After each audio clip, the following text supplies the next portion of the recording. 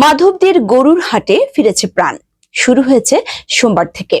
নরসিংদী থেকে লায়ন সরকারের প্রতিবেদনে দেখুন বিস্তারিত। দীর্ঘদিন পর আবারও প্রাণ ফিরে পেয়েছে মাধবদীর ঐতিহ্যবাহী গরুর হাট। আসন্ন ঈদুল আজহা উপলক্ষে হাটটি শুরু হয়েছে সোমবার থেকে, যা চলবে ঈদের দিন সকাল পর্যন্ত। হাটের ইজারাধারী আবু সালেহ চৌধুরী জানান, একসময় বাজারটি প্রায় ধ্বংসের মুখে ছিল। তবে বিএনপি নেতা ও এলাকাবাসীর উদ্যোগে হাটটি আবারও প্রাণ চাঞ্চল্য ফিরে পেয়েছে। এবার হাটে দেশি বিদেশি নানা জাতের গরু উঠেছে। জমজমাট বেচাকেনায় খুশি বিক্রেতা ও ক্রেতারা।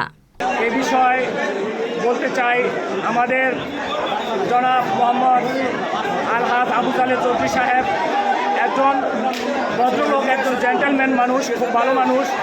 চৌধুরী সাহেব এই হাটটা জমানোর জন্য আমাদেরকে নিয়ে অনেক পরিশ্রম করেছে।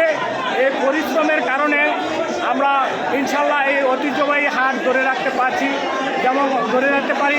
আর মেন উদ্দেশ্য হলো আমাদেরকে যেই আপনার হাসলির টাকা দিছে, যাই খুশি হয়ে যা দিছে আমরা তাই নিয়েছি, এবং চৌধুরী মামার ডাকে সবাই সাড়া দিয়ে আসছে। এই জন্য আমরা আল্লাহর কাছে অনেক খুশি। এই হাটটি কতদিন পর্যন্ত থাকবে? এই হাটটা আমরা চাচ্ছি ঐতিহ্যবাহী হাট প্রতি সোমবার আমরা হাটটা জমায় রাখবো ইনশাল্লাহ। আমরা ব্যাপারী ক্রেতাদের কসাইদের সহযোগিতায় আমরা যেমন প্রতি সোমবার হাটটা জমাইতে পারি, এই হইল আমাদের প্রত্যাশা। আর আজকের পরে আমরা আবার ঈদের হাট আগামী বৃহস্পতিবার, শুক্রবার ঈদের দিন সকাল পর্যন্ত আমাদের এই হাট চলমান থাকবে। আপনাদের সহযোগিতা আমরা সকলেই চাই। এবং ক্রেতা বিক্রেতাদের নিরাপত্তার স্বার্থে আপনাদের কি ব্যবস্থা? বিক্রেতাদের নিরাপত্তার স্বার্থে যারা ব্যাপারীরা আছেন, ওরা যদি আমাদের কাছে যে কোনো সহযোগিতা চান, যাদের বাড়ি দূরে আছে ওরা যাইতে পারবে না, ওদেরকে আমাদের সাথে রাখবো।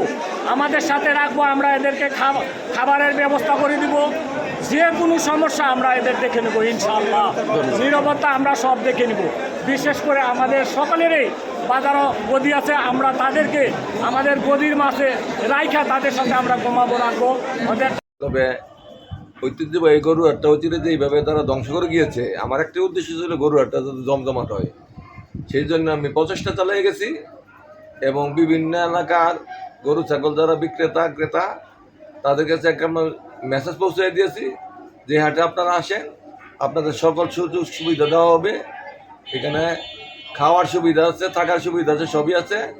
এবং আসলি যা পারে তাই দিয়ে আসলি করা হবে, কোনো দরাবাধা নিয়ম নাই। এর পরিপ্রেক্ষিতে আজকে আপনার ফলশ্রুতি দেখছেন যে আজকে হয়তো যে 10 বছরের মধ্যে সর্বোচ্চ গরু এই বাজারে উঠছে।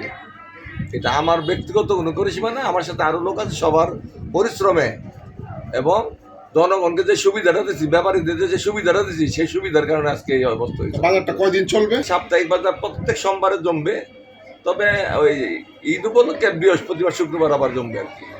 Thank you.